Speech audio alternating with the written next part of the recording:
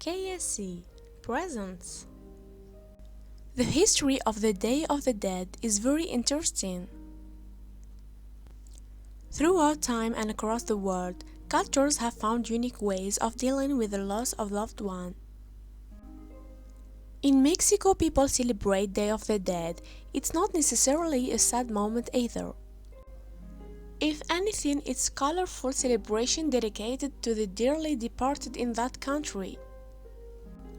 And although the festival has evolved over the years, it's still a major event in Mexico.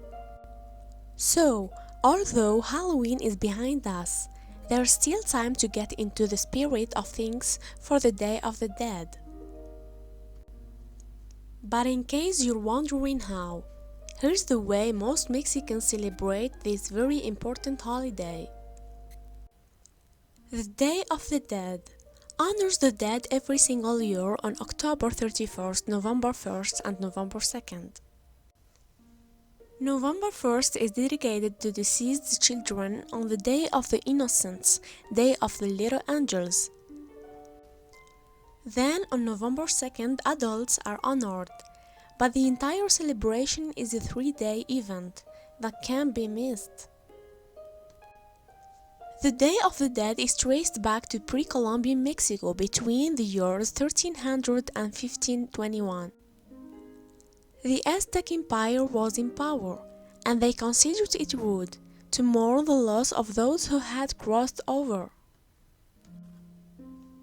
So they came up with a month-long celebration that allowed the deceased to pay the living a visit while also paying tribute to the Lady of the Dead. On the Day of the Dead, Mexicans will paint their faces to look like decorative skeletons. Some people even add flowers to their hair or wear big hats to accentuate the look.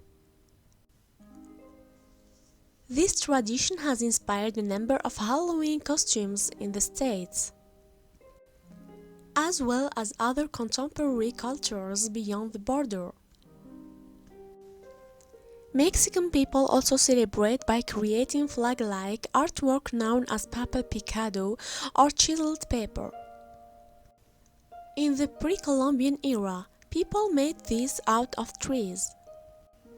Because the Aztecs were total bosses when it came time to adorning religious sites. But today this type of folk art is made out of Technicolor tissue paper. Every region in Mexico has their way of celebrating the Day of the Dead, but there are some similarities. The celebration will often involve the creation of an altar where family members, friends, or participants can add food, skeletons, and other trinkets. But these altars aren't just for decoration, they provide a bridge that allows the dearly departed souls to make their way back to the world of the living. Another staple of the Day of the Dead decoration includes these small colored skulls that adorn the area. The calaveras are made out of molded sugar paste. They are often decorated with spider webs or flowers, and they have the names of deceased person written in icing or foil. Some people will even add feathers, beads, or other forms of adornment. Pan de Muerto is known as the bread of the dead, but it doesn't taste as bad as the name might suggest. It's actually a sweet roll, often decorated with skeletons. Orange zest and anise seed are used to flavor the bread.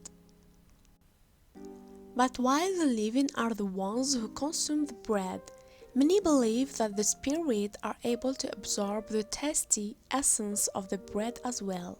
Mexicans know how to put the spirit in spirited drinks.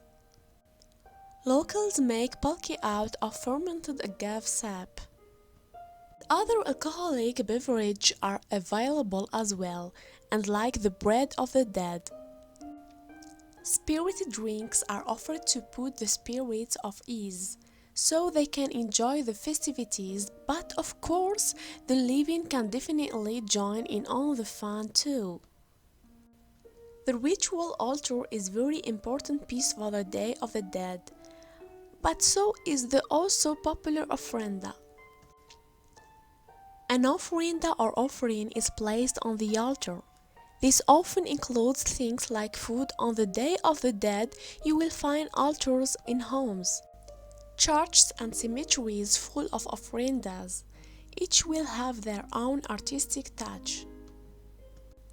One of the most important things about the ritual altars are the photographs of those who passed. While most families choose to put photos of their human family members, they can put photos of just about anyone, including a friend, a deceased celebrity, or a pet. That way, everyone on both sides can get an epic reunion during the 3-day holiday.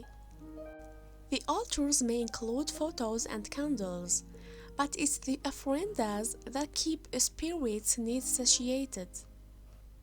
It truly is a celebration of the spirits who come and visit their loved ones.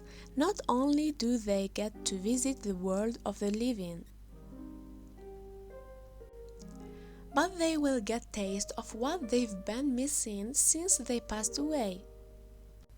It's not a bad way to vacay before heading back to the underworld. The food and the photos aren't simply placed on the ritual altars to look pretty, but to guide the spirits. Aside from the items we've talked about already, Mexicans will add candles to help light the way for wayward spirits.